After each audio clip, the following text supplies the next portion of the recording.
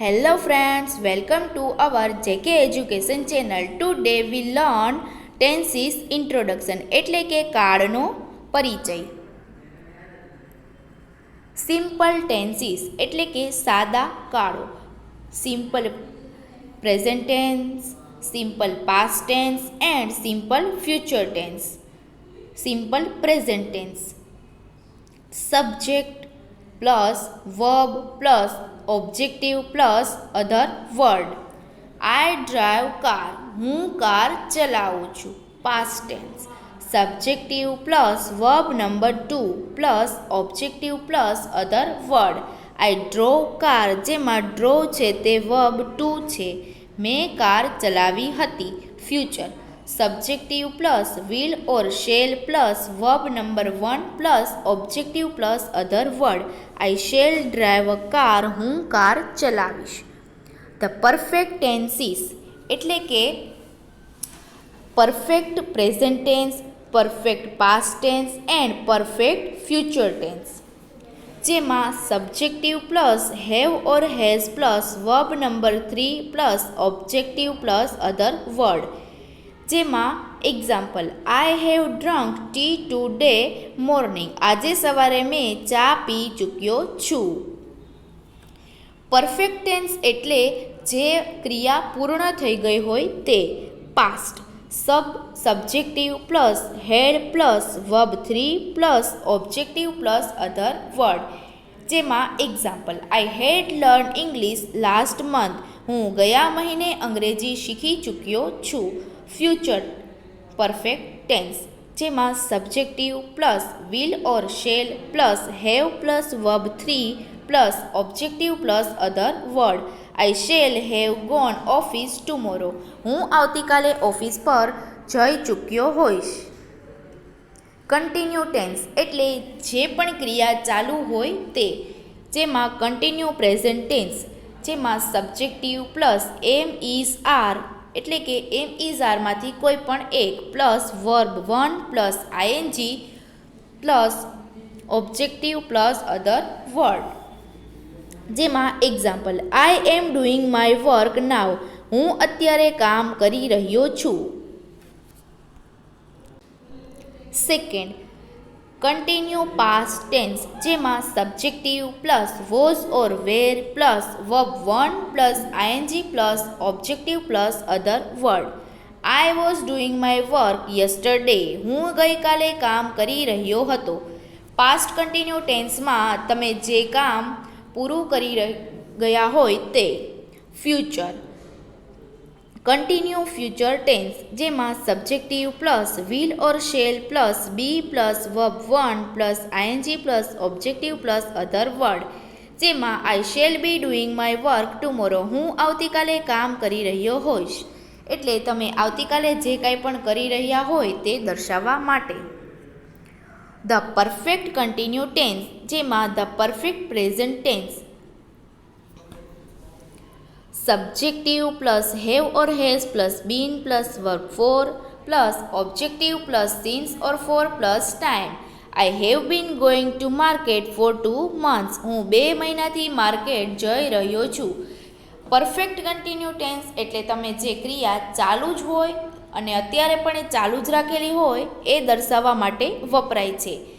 The perfect past tense, જેની વાક્યરચના નીચે મુજબ આપેલી છે. જેમાં example, I had been going to market for 2 months, હું 2 મહિનાથી માર્કેટ જઈ રહ્યો હતો.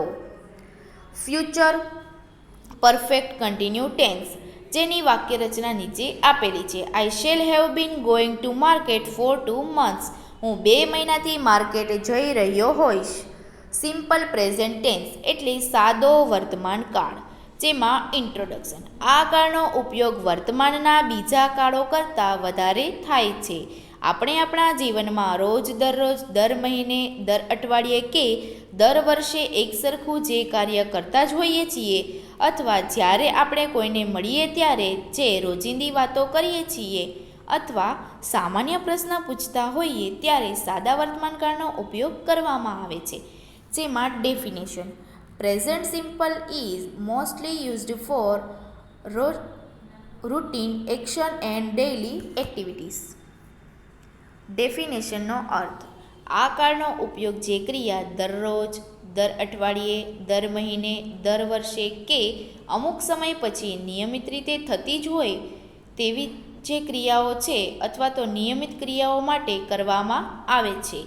Example: Archana goes to school daily. Archana દરરોજ શાળાએ જાય છે. Second, my brother opens he shop at 10 o'clock every day. મારો ભાઈ દરરોજ 10 વાગે તેની દુકાન ખોલે છે. આ બધા વાક્યોમાં દરરોજની ક્રિયા બતાવવામાં આવી છે. સેકન્ડ, નિસર્ગ વડે થતી ક્રિયા કે જે નિયમિત રીતે થાય છે અને તેમાં કોઈ પણ અચૂકતા નથી તેવી ક્રિયા તો દર્શાવવા માટે. Sunrise in the east. સૂર્ય પૂર્વમાં ઉગે છે. Monsoon comes after summer. ચોમાસું ઉનાળા પછી આવે છે. ઉપરોક્ત ક્રિયા નિસર્ગ દ્રવ્ય દ્વારા થતી ક્રિયા છે જેમાં કોઈ પણ પ્રકારનો ફેરફાર થતો નથી માટે પણ કરવામાં આવે છે. સાદા વર્તમાનકાળનો ઉપયોગ દૈનિક કે રોજિંદી ક્રિયાઓ દર્શાવવા તથા સનાતન વાક્યો કહેવા તથા કોઈ વ્યક્તિની ટેવ કે કુટેવ બતાવવા થાય છે. First, what do you do every day. તમે દરરોજ શું કરો છો? Second, where does Radha go every day. Radha દરરોજ ક્યાં જાય છે? તેવી જ રીતે બીજા કેટલાક વાક્યો આપેલા છે. થર્ડ, સનાતન વાક્યો માટે 4 universal truth. First, every work or task has end. દરેક કામને અંત હોય છે. Second, birth after death comes. જન્મ પછી મૃત્યુ આવે છે. સ્ટ્રક્ચર: સાદું વાક્ય જેમાં આઈ ઈટ એન એપલ, જેની વાક્ય રચના નીચે મુજબ આપેલી છે. તેવી જ રીતે નકાર. નકારનું વાક્ય છે I do not eat an apple, જેમાં વાક્ય રચના નીચે આપેલી છે. આપણે હંમેશા વાક્ય રચના પ્રમાણે વાક્ય બનાવવાનું રહેશે. કેવી રીતે? તો અહીં આપેલું છે આઈ ઈટ એન એપલ, જેમાં કર્તા એટલે કે સબ્જેક્ટ છે આઈ, વર્બ એટલે ક્રિયાપદ, ક્રિયાપદ છે ઈટ જે ખાવાની ક્રિયા થાય છે, ઓબ્જેક્ટ એટલે કર્મ અથવા તો વસ્તુ, વસ્તુમાં આવશે એપલ, અને અધરવર્ડ અહીં આપેલો નથી.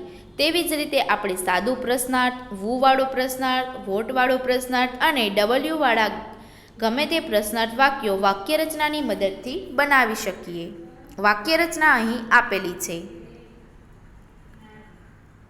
તેવી જ રીતે એકવચન અને બહુવચન. તેમાં પ્રથમ પુરુષ જેમાં એકવચનમાં આવશે આઈ ડુ તો બહુવચનમાં આવે વી ડુ. આઈ ડુ એટલે હું કરું છું અને વી ડુ એટલે અમે કરીએ છીએ. દ્વિતીય પુરુષ યુ ડુ એટલે તું કરે છે અને બહુવચનમાં યુ ડુ એટલે તમે કરો છો. તૃતીય પુરુષ જેમાં હી ડઝ, સી ડઝ અને ઇટ ડઝ. તેવી જ રીતે બહુવચનમાં they do. Small sentences part 2. અહીં કેટલાક નાના નાના વાક્યો આપેલા છે જે તમે જોઈ અને ઇંગ્લિશ બોલી શકો છો.